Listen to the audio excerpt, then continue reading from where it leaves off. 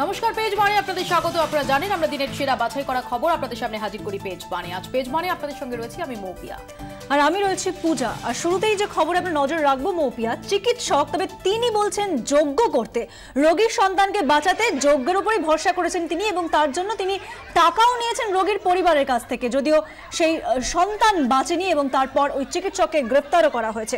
আরো বিস্তারিত জানবো এই বিষয়ে সন্দীপ সরকার আমাদের প্রতিনিধি রয়েছেন টেলিফোন লাইনে। সন্দীপ, কি ঘটনা ঘটেছিল?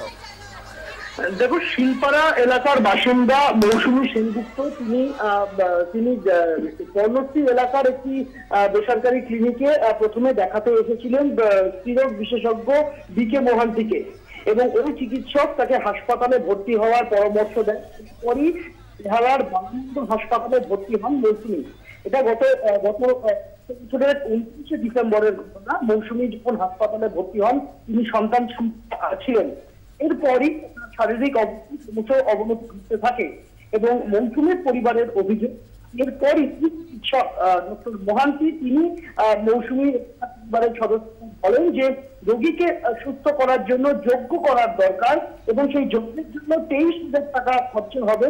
দক্ষিণ ভারতে এক পরিচিত তান্ত্রিক রয়েছে তার, এবং দক্ষিণ ভারতের সেই তান্ত্রিকের কাছে যজ্ঞ করালে মৌসুমীর সন্তান সুস্থভাবে ভূমিষ্ঠ হবে, এ কারণে যজ্ঞের প্রয়োজন। পরিবারের সদস্যরা তাদের বলেন যে তাদের কাছে এত টাকা নেই, তারা 3,000 টাকা দিতে পারেন। প্রথম দফায় 3,000, দ্বিতীয় দফায় আরো 17,000, মোট 20,000 টাকা পরিবারের কাছ থেকে ওই চিকিৎসক নেন বলে অভিযোগ।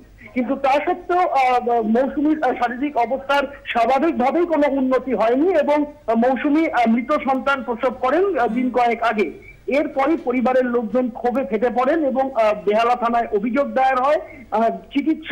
চিকিৎসককে গ্রেফতার করেছে বেহালা থানার পুলিশ। আজকে এই চিকিৎসককে গ্রেফতারের দাবিতে হাসপাতালে ব্যাপক বিক্ষোভ হয়। বিশাল সন্দীপ, তুমি আমাদের সঙ্গে থাকো, আমরা ফিরবো তোমার কাছে। তার আগে আমরা একবার দেখে নেব যে ওই হাসপাতালেরই চিকিৎসক, অন্য চিকিৎসক তিনি কি বলছেন এবং যিনি প্রসূতি তার মা কি বলছেন।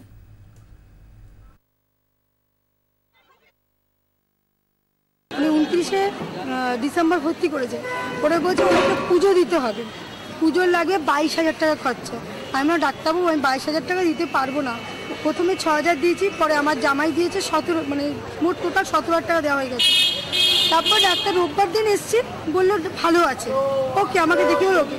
কালকে যখন বিকালে আসলাম, মেয়ে বললো মা বাচ্চাটা নড়াচড়া কম করছে। তারপরে ডাক্তারকে আমার জামাই ফোন করছে, আসছে না, বলছে ঠিক আছে।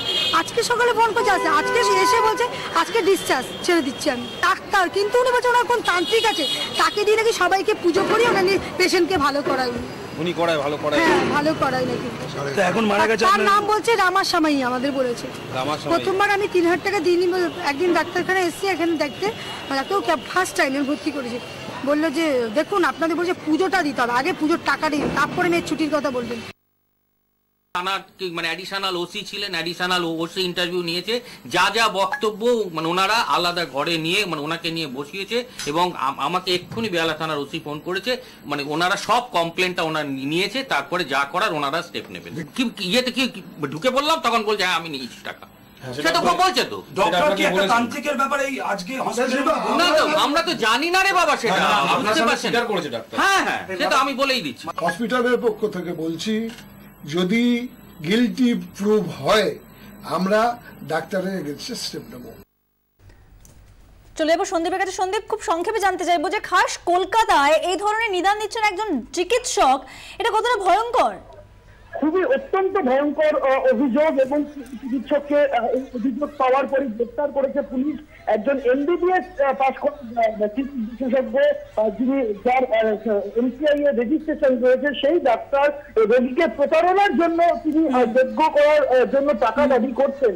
এবং শুধু বালানন্দ হাসপাতাল নয়, তিনি একাধিক বেসরকারি হাসপাতাল এবং নার্সিংহোমের সঙ্গে যুক্ত, যেটা পুলিশ সূত্রে আমরা জানতে পারছি অন্তত 7 থেকে 8 জায়গায় তিনি চিকিৎসা করান। ফলে সেই ধরনের একজন চিকিৎসক এ কাণ্ড ঘটিয়েছেন, এক কথায় নজিরবিহীন বললেও কম বলা হয়। সন্দীপ, ধন্যবাদ। সন্দীপ সরকার আমাদের প্রতিনিধি আমাদের সঙ্গে ছিলেন এতক্ষণ।